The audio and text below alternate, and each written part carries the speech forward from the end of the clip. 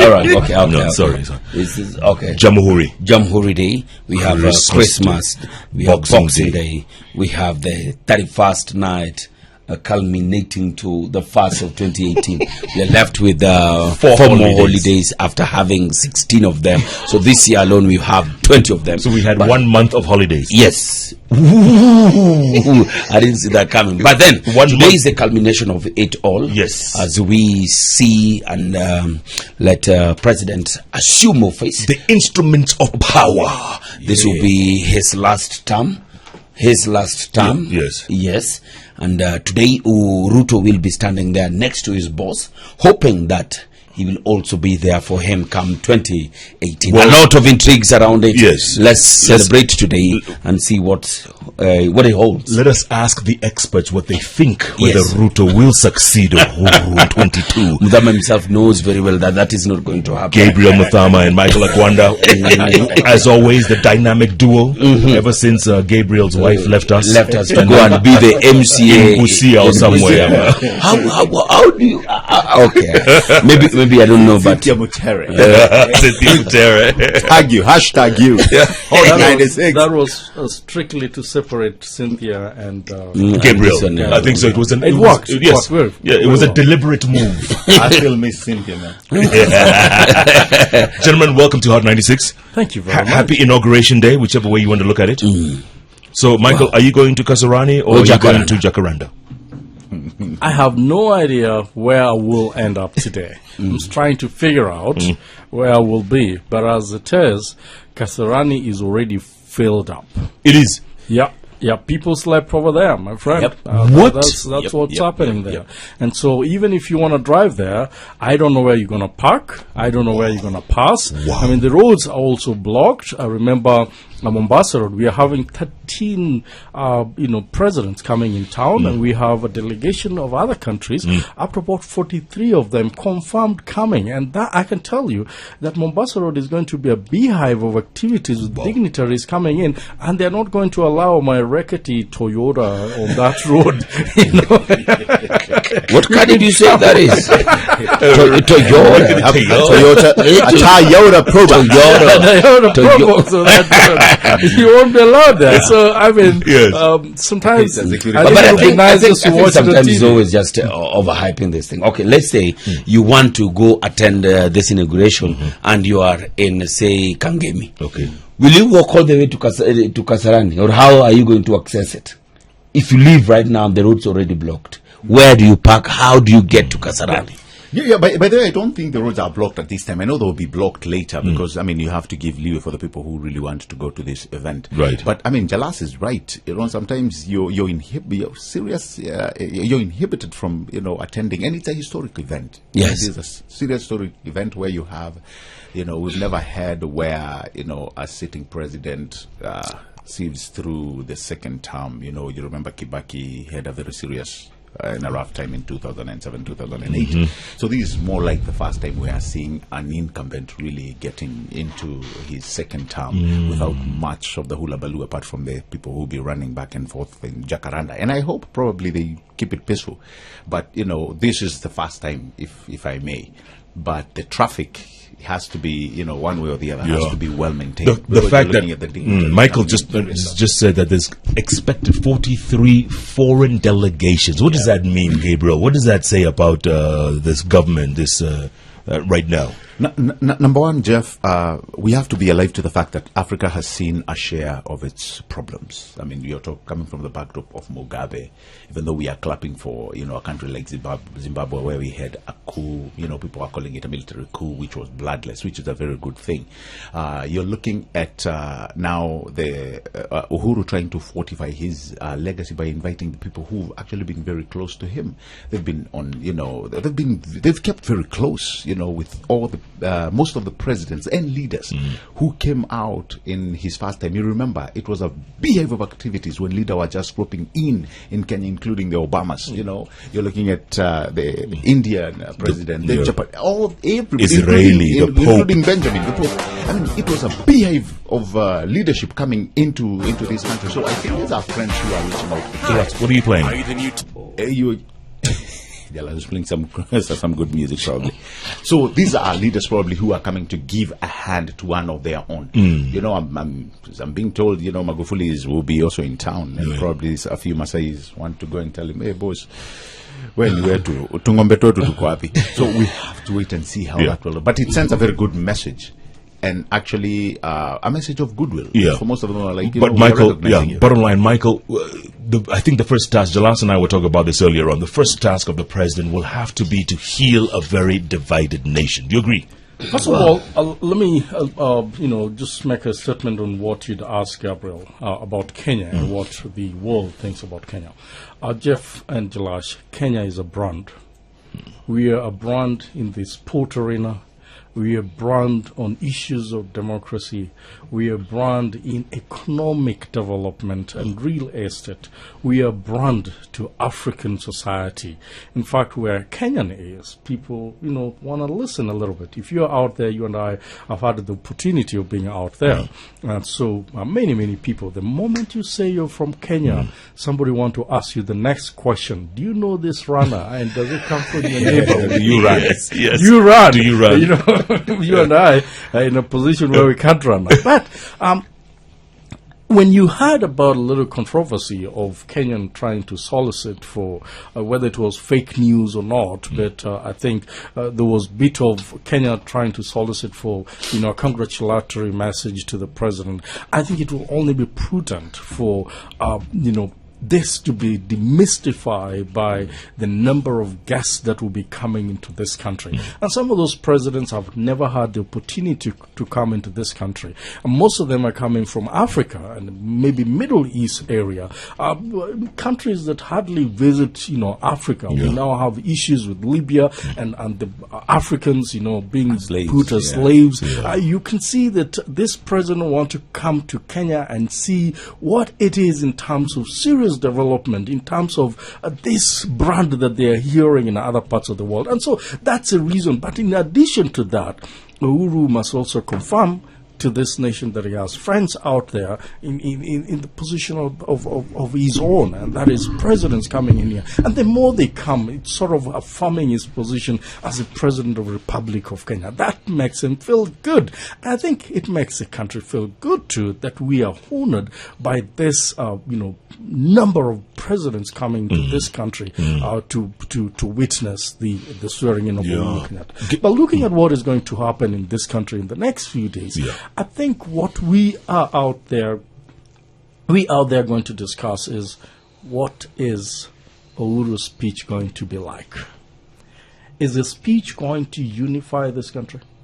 Is the speech going to be just a speech and that's ill? Or it is a speech that will be followed with serious action? Is a speech going to maintain the very rhetorics that we've seen in the political arena that has not been very, very helpful in terms of giving an olive branch to the opposition? Is a speech going to be that which will unify people that talk about secession and talk about Mombasa, CEO, Kenya? Is a speech going to say, look, I was in church yesterday and we knelt down and we prayed. We were prayed over. We want to bend to the needs of Kenyans and not to the needs of the executive or to the needs of the elected leaders in this country that more often than not are thinking about themselves and not the people that really elected them. Yeah, absolutely. Wow. Good point. Good points. Yes, just like you are saying, you see even the divide today.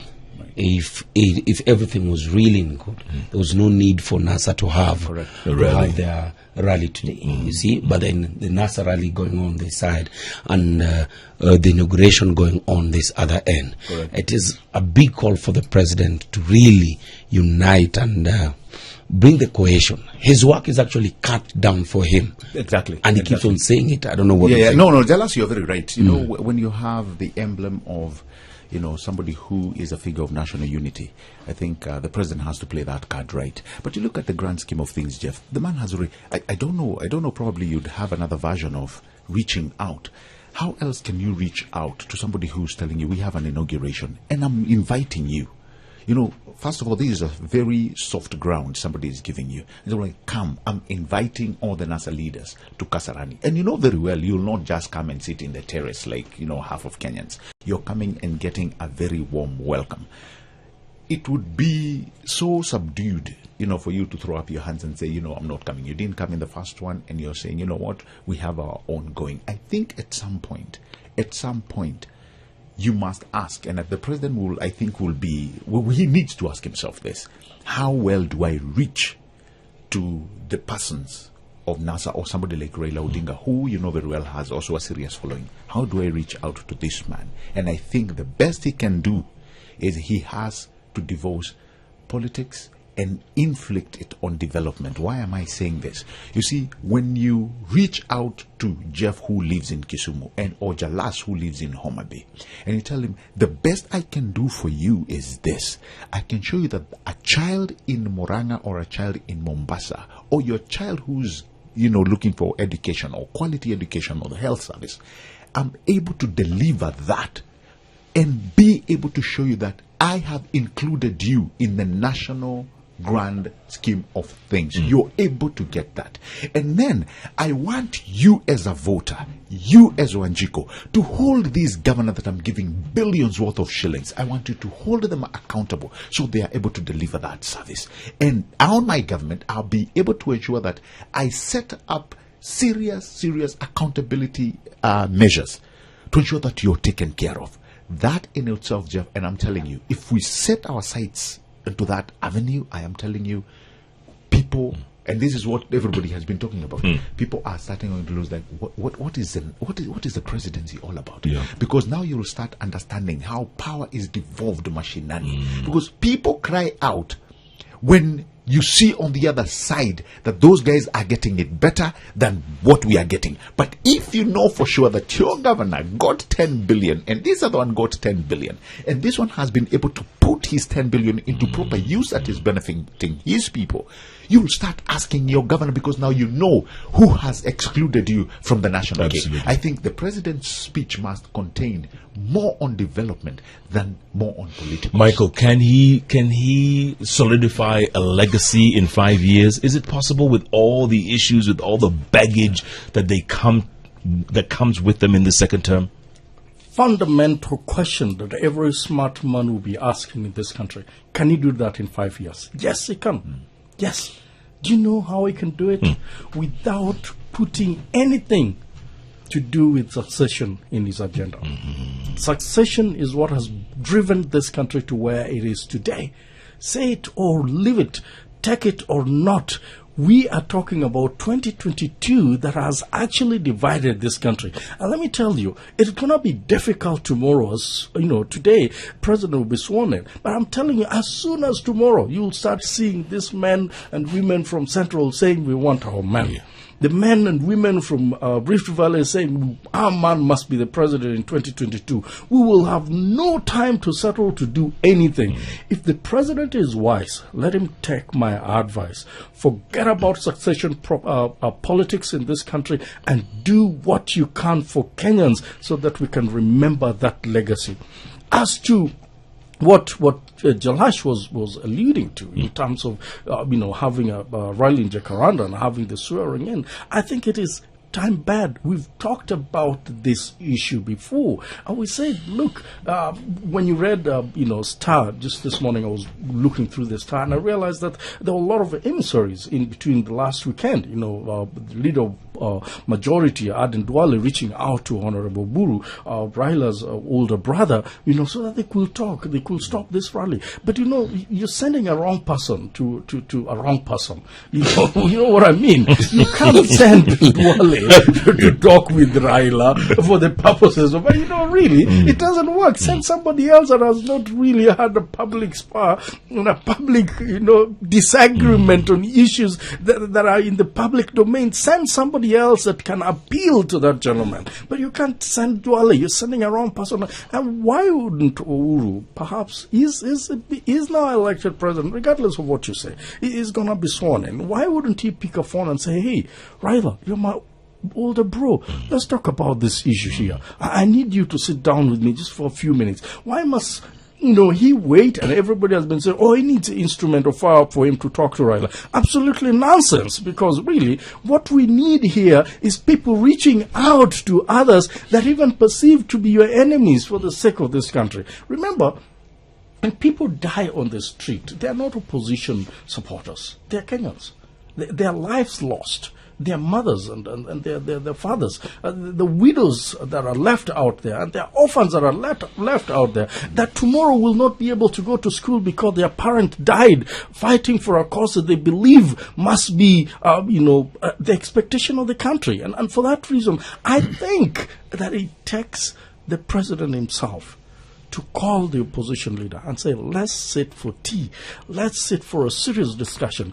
Jeff, I will see a situation where if the president wants to leave a legacy, he will have to sit down and possibly even change some of our constitutions so that the winner takes it all in this country kind of politics must end, so that even the losers are able to be included. That exclusiveness is what we need to fight for. Against in this country. I see Gabriel, Gabriel is smiling. But it wouldn't be democracy. It wouldn't be democracy. You're alluding to, I think, is Michael alluding to Nusum Kate sort of situation? No, absolutely not. I think, Jeff, what we did wrong, we have assumed that our constitution cannot produce a loser. And in democracy, there is a loser and a winner. And I've heard so many people saying, Raila, which is, to an extent quite true, commands almost near half of the republic.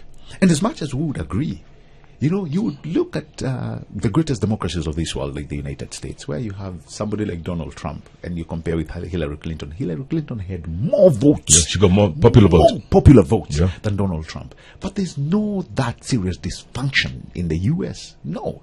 People have moved on. People have understood what democracy means. And I think that's what we need to do. We must understand that democracy produces a winner and a loser.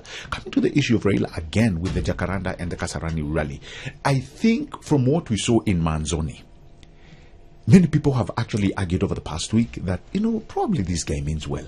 But look at what we started seeing, the tweets of Akina Meguna and the likes. They are saying no. And so many people actually went onto the social media to castigate Raila for saying he will not be sworn in. Right. This man probably means well. And he says, you know what?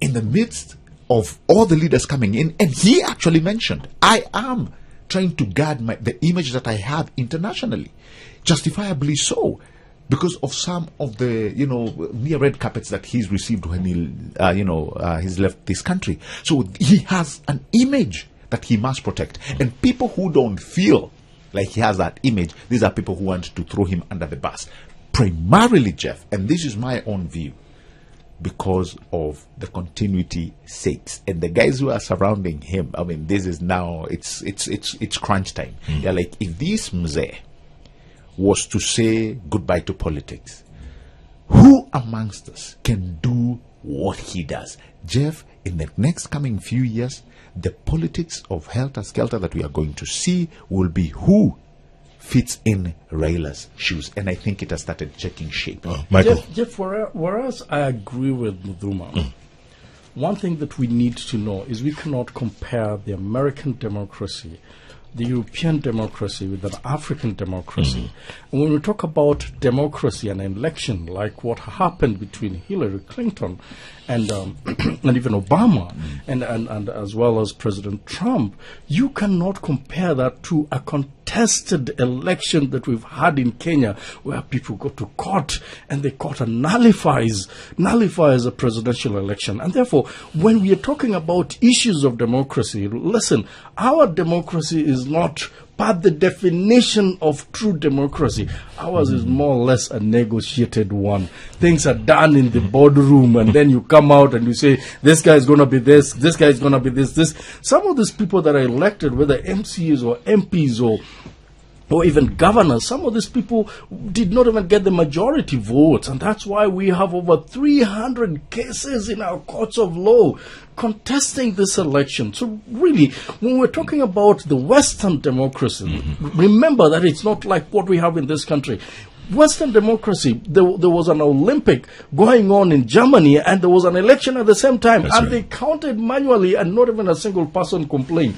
We've counted manually. We've gone a longer way where people stand, behind the candidates, and now we are into electronic voting, And the and German we're one still having. has gone to court. I think it's been challenged. We're still having. Remember, it will not be challenged as ours with over 300 cases. Let me tell you, ours is crazy. It's not perfect in any way. So what we're talking about here, in terms of electioneering process, honestly and integrity is what this country lacks. Okay, at the same time, Gabriel, is it the media's fault? Do you think it's our fault because we're supposed to drive the conversation, right? And already, and I see in the Nation page 4, they're saying Ruto is in pole position for 2022. Yeah, already they're saying that. Is it our fault? No, the one thing we cannot run away from is the ideas that people come up with. It is the con of man, if you will, Jeff.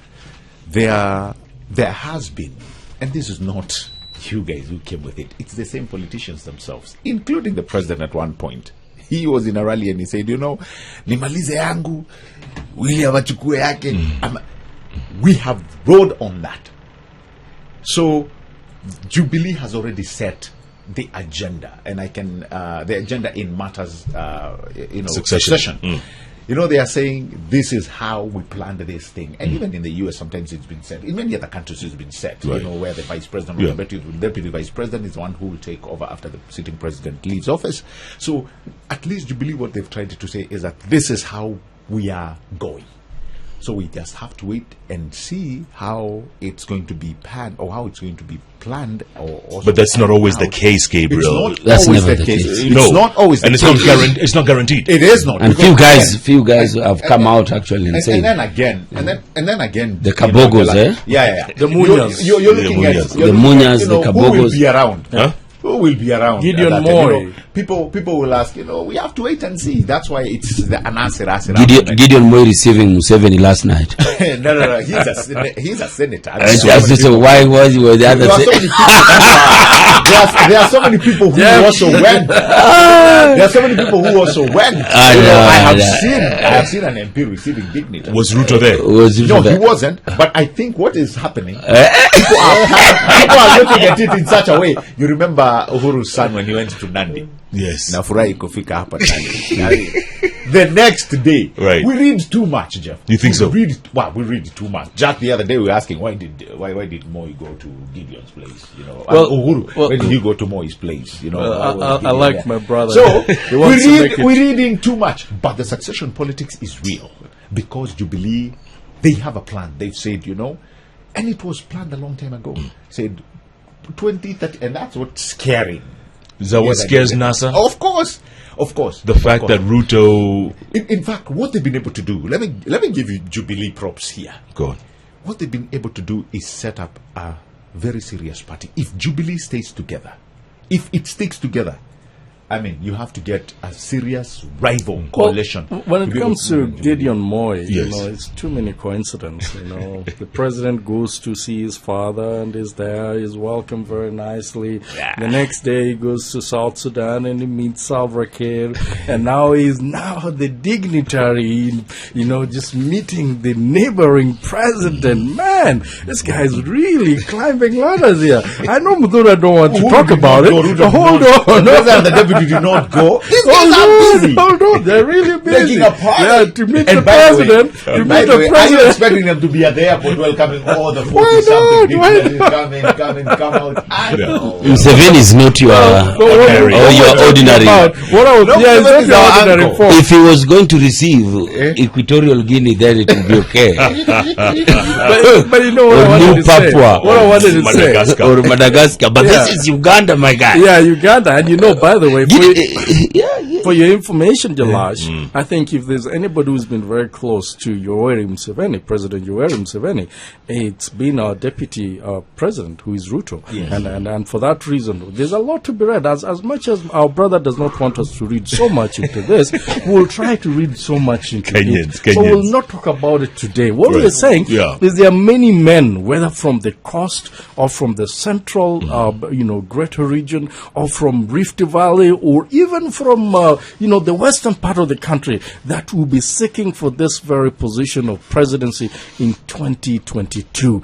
And for the kind of, I go back to the question you're asking, for the kind of this rhetoric on the day of the inauguration shoots down the importance of the swearing in of a president of a nation. When you're starting to talk about the deputy ascending to power, it means that's what we're going to be talking about in the next 5 years. The agenda 5 has years. already been set, Unfortunately, regardless of whether the agenda or not, we're jumping the gun here. We're looking at what is the legacy that this guy, who is the president for the next 5 years, going to, not what the deputy is going to do. And, there are words out there that somebody in State House said, look, we're serving the president. We're not serving the deputy president. We are here for the president. And for that reason, we need respect from you. And that was alluded to have been, directed to the deputy president. Sometimes these positions have to be separated. It's not the deputy president, but it's the president now. If this country goes down, nobody's going to say, oh, Honorable Ruto did this. It will be Uhuru Kenyatta too did not. The buck stops leave with a you. good legacy. I agree. No, what I'm saying is, Jeff was asking whether it's the media that sets up that agenda. And I was telling him, actually, it's not the media who came up with it. They've taken it along, but really the people who've set up this are the politicians. And they are very clear on how they want to go about it. So like I'm saying, it is a game of waiting and seeing how that will play out. Let's look ahead, 5 years. Other than SGR Phase 1, what else needs to be done? Because looking back at the last 5 years, it's only SGR that stands out. No. The other thing that stands out, what, Jeff, roads? Not even roads. What probably I would give them an A.5 in Jubilee is the last mile penetration electricity. This has done wonders. Just the fact that you want to really, you've done a lot in ensuring public schools all have, and some actually private, have electricity. Man, that has been a game changer. Probably what I would want to see, and something we can change a lot, is a sphere of education. Jeff, if we get that right, I guarantee you saw the young kid who was actually a JKA live. I mean, Goldelin Kakuya. Goldelin. Would we have expected that? Never. We would never have. And, we have put them in the disability category, but she goes on to show you. In fact, when she was talking, Mike, she mentioned something that she has to sit in front of the class and have somebody assist her to read because she does not see well. And that just tells you, Matiang'i has created a platform where there is no longer the competition between the lazy and the determined, because that in itself negated the very existence of competition. Here now you have a serious platform that has been built with things like centralized markings, where the exam is marked in one place, where the teachers know the curriculum, where the exam papers, which at the same time they are open at the same time, cheating has been curbed. The syllabus is being brought to where people can understand what is happening. The 460s and the 470s that the politicians' kids used to get is no longer happening. People are getting the scores that they have actually worked for. Jeff, if we get this right, the number two, if we get the healthcare right, because that is where people machinani usually suffer. Education and healthcare, if I was to tell the president, I know he's worked hard on the hardware issues, enter into the software issues where we're talking about healthcare and things like corruption.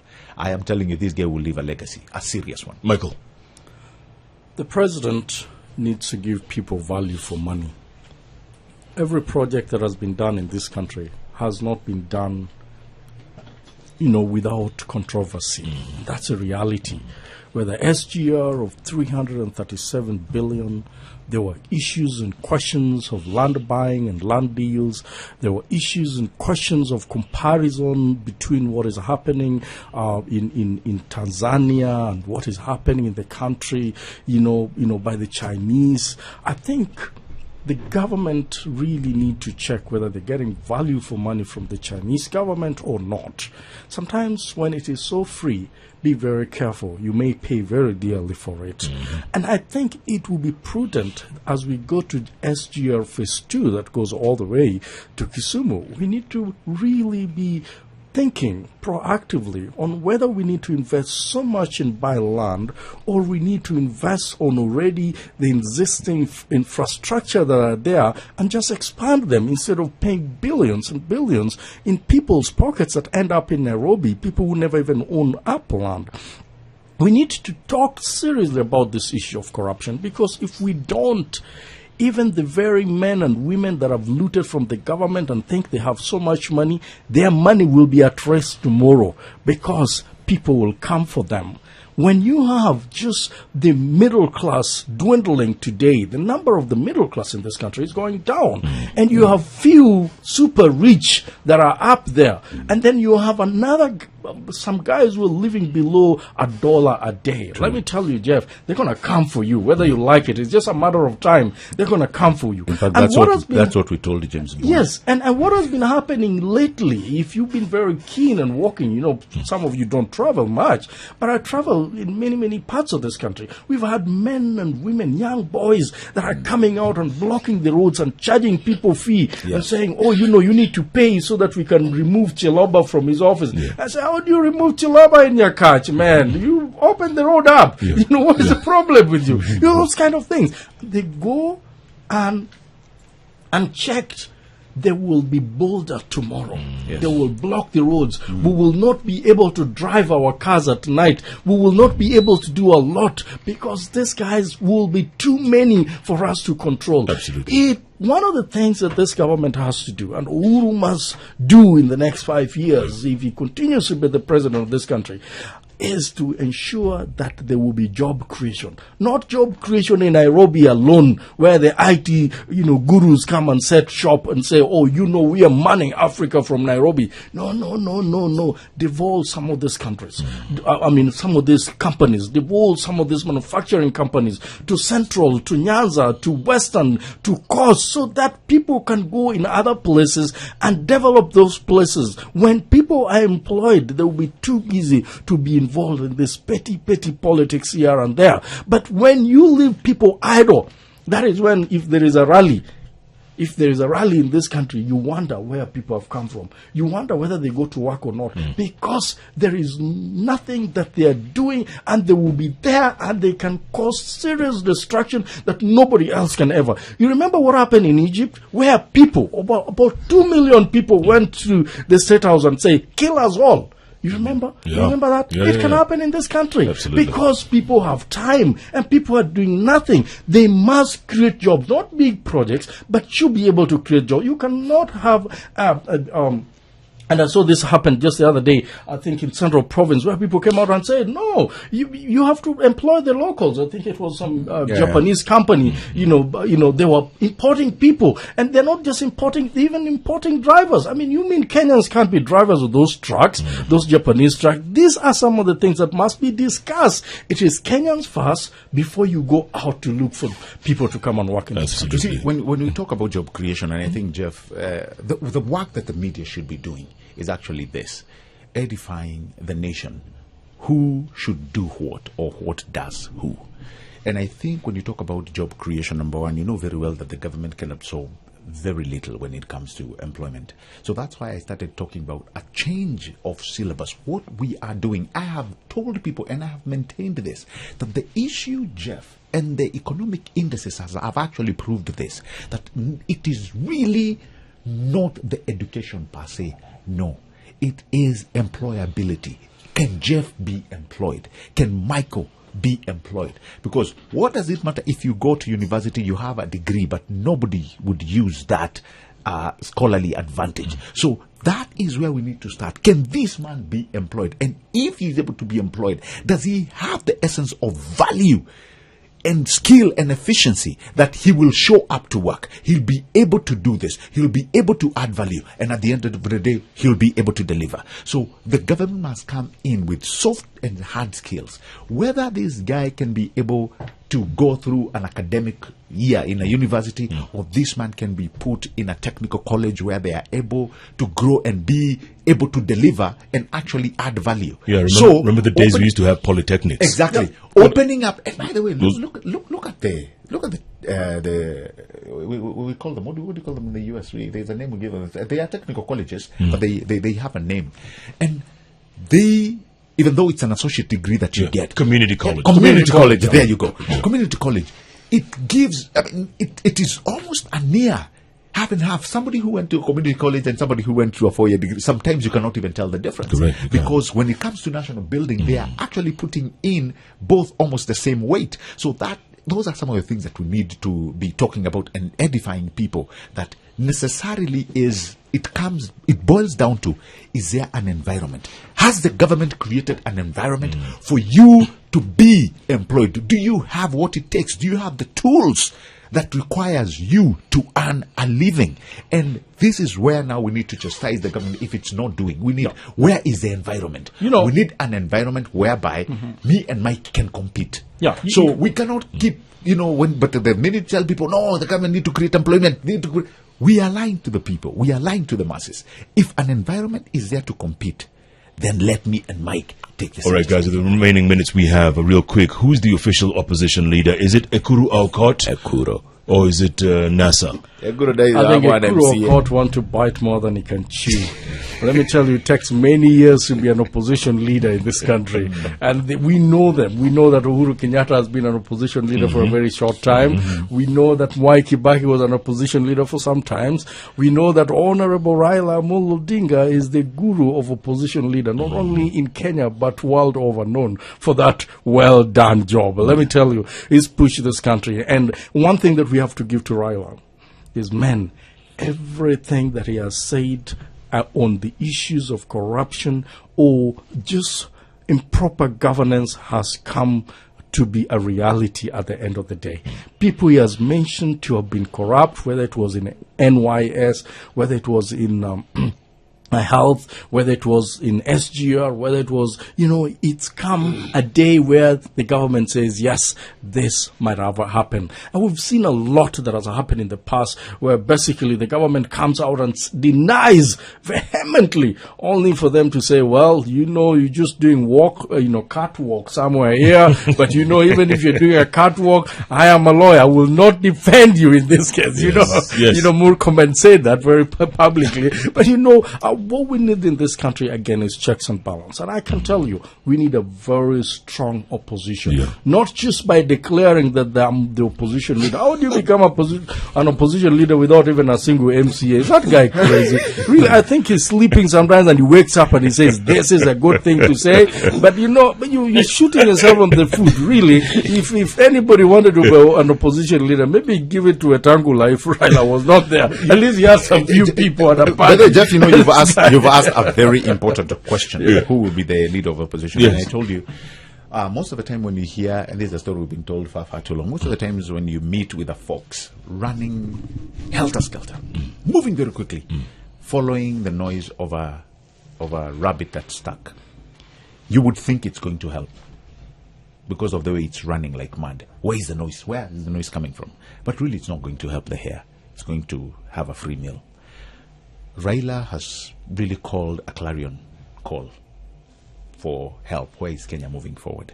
And the people he's attracted, in my own view, those people who are surrounding him, at this point really don't care about Baba. They care about what they are going to get. And so as President Uhuru and William Ruto, as they are trying to make and work out their government, there's going to be a very serious movement and ground shifting within the opposition ranks, because now you have the likes of Musalia, you have Wetangula, you have Orengo, you have Anyang' Nyong'o, you have so many people who want to fit in Raila's shoes if he calls it a day. You have the likes of Joho, the young lions who are coming up, the Amazon Kingis of this world. You have the Kalonzo Musyokas. Those people are actually going to be almost left in the wilderness should Raila say he's exiting politics. So even on the opposition side of things, we are going to see a lot of collaboration with government, because guys are like, if you're not welcoming me, or if I'm not the leader of this and this and this, then this is where I'm heading. So there's going to be a lot of ground shifting, and that's why I'm saying it's a very good question. But at this point, who's going to be the leader of opposition? Raila may play this card for some time, and then If he chooses to exit, if he remains, trust you me, he's going to be the leader of opposition for the next 5 years. But if he chooses to exit the political arena, we are going to see a lot of ground shifting, a lot of movement. And by the way, who among all these people can fit in Raila's shoes? That will be the test of time. You agree, Michael? I totally agree. I don't think Raila is going away anytime sooner. Do you think he would stand in 22? There's a very high possibility that he could, can. yes. He could run for, what I know is there's a lot of things that are going to play here in the next few months. I see Uhuru saying, let's talk. I see laws being changed in this country to include them. Yeah. I see a position where, this country cannot run without the followers of the opposition saying, we can't involve you in government. Yeah. I see that happening. And so I hope that Uhuru will do that, because if he does that, when we're talking about economic boycott, Jeff and Jalash, these are realities that are out there. Yeah. You've seen, shares drop in some of these companies, and they can't continue like this. Economic boycott killed Zimbabwe. If you guys read history, it killed Zimbabwe, and Zimbabwe has never been the same again. It can happen in this country. It can happen, and you cannot diffuse those facts. That now you go to supermarkets and you don't find Brookside milk. Is it Brookside milk? You don't find it anymore because it's not being sold. For whatever reason, people that were employed in that company really cannot be employed anymore simply because their product is not selling that used to pay them. And these are serious matters that must be addressed. And the sooner they realize this, I think there will be hope for this country. We don't want to see this country go down because of politics. We must know that there must be a time for people to work, there must be a time for people to agree, and there must be a time when we stop chest thumping. Yeah. All has to stop at one moment and say, this is for the country and for our people, and not for few individuals that are privileged to be in parliament, privileged to be in the executive, or privileged to be around the president, or even the official opposition leader, circles. They have to know that this country must move forward, and the only way is when the government and the opposition work together for the sake of the country. Bottom line, Gabriel, do you see the president? Should he crack the whip, because he has nothing to lose now? Right. Should he crack the whip and maybe even, he can't directly jail people, but just call people out for what they are? He had started actually on that journey when he brought the names to Parliament. Yes, and then what happened after that? Nothing happened. Exactly. And he would come and say, he had a lot his to hands lose. are tied. He has nothing to lose, Gabriel. This time round, he has nothing to lose. And probably what he would do, if I was to advise the president, is, don't carry excess baggage. Let people see that you're fighting corruption. When you talk about corruption, that's what I'm saying. He may probably, not disengage per se. He has people running. I mean, he has the head of the delivery unit who can do Nzioka Waita. Let these people oversee this. You deal with the soft core or the software issues. One of them being corruption. Jail these people. Correct. Ensure EACC, ensure somebody no longer drives a car with fuel. They are driving in fumes because of the kind of monetary, the monetary crash that you brought on them. If he was to handle this, and among his even closest allies and friends who have been known to be as corrupt as they come, deal with them decisively, I can guarantee you, even moving on to 2022, may actually be, he may have a serious bandwagon than he has today. Because, corruption, we've seen what it can do, what it's doing. But at the end of the day, he also must look at looking for votes for the person who he will leave at Jubilee. So he is still tied to an extent. He may want to, go and say, Asir, I'm leaving my legacy and I'm just pushing the envelope. But there could be an issue because he has to get a block to vote for the person that he will appoint. All so right. he still has a catch-22 there. Couple of minutes to go. Michael, closing thoughts going forward. Uhuru should not think about succession if he wants to leave this country in a better place. That is the bottom line, Jeff and Jalash. If he thinks about succession, he will kill this country because he will not be able to fire those people that are corrupt in his very office. He will not be able to fire those people that are corrupt in the DP's office. He will not be able to. It is not enough just to mere mention people and take them to parliament.